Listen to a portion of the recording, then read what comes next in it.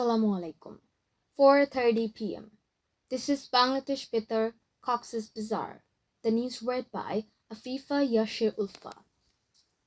Ahead of the 30th national parliamentary election and the referendum, the Election Commission directed the authorities to ensure adequate lighting at polling booths within polling centers as well as at vote counting venues to conduct voting and counting activities smoothly, properly, and accurately.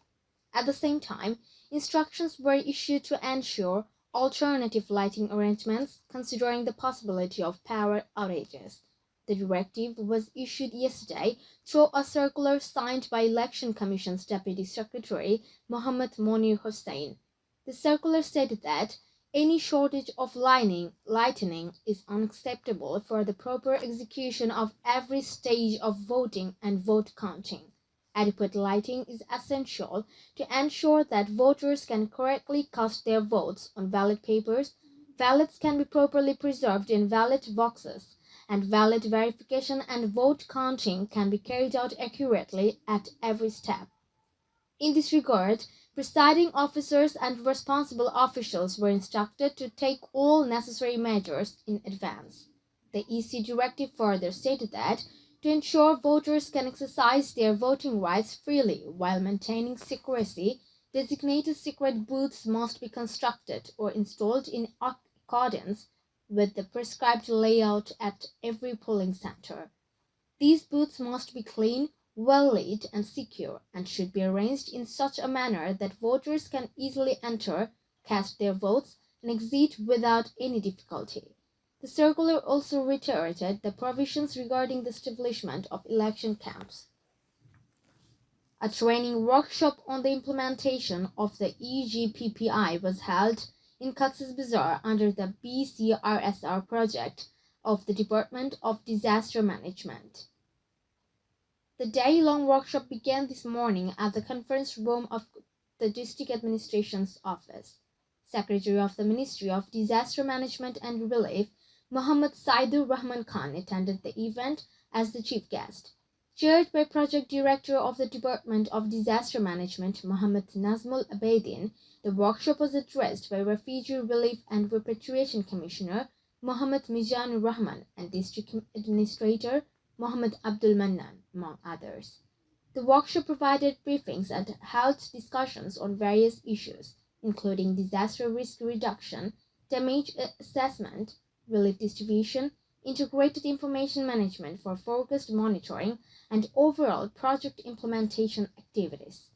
Upazila Nirbahi officers, officials of the Disaster Management Office, and other concerned stakeholders were present at the event. Ahead of the upcoming 13th national parliamentary election and the referendum, the commander of the Bangladesh Navy's Chattogram region, Rear Admiral Mohammad Moinul Hassan, inspected the Qutubdiya continent.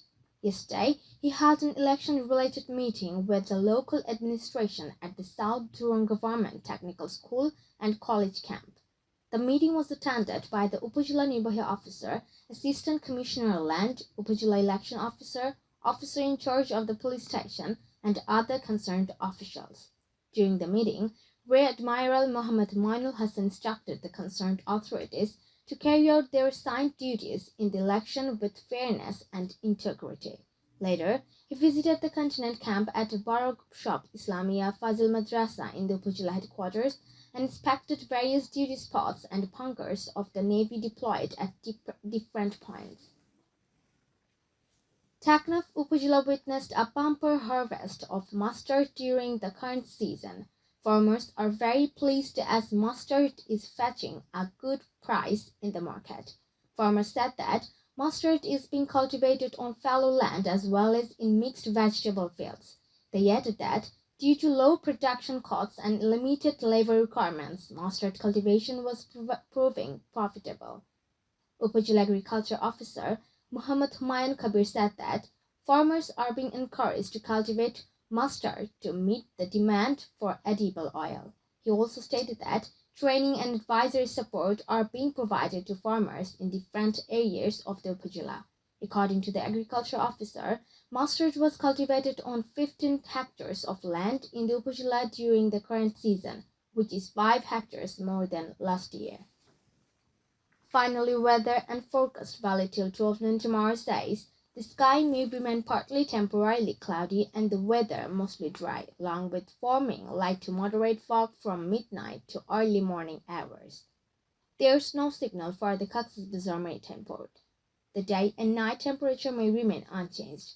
The maximum temperature at Cox's Bazar recorded till 12 noon today was 26.5 degrees Celsius, while the minimum was 17.2 degrees Celsius. The sun sets today at 5:38 p.m. and rises tomorrow at 6:32 a.m. Here's the tide schedule for the mouth of the Bakalid River and surrounding coastal areas.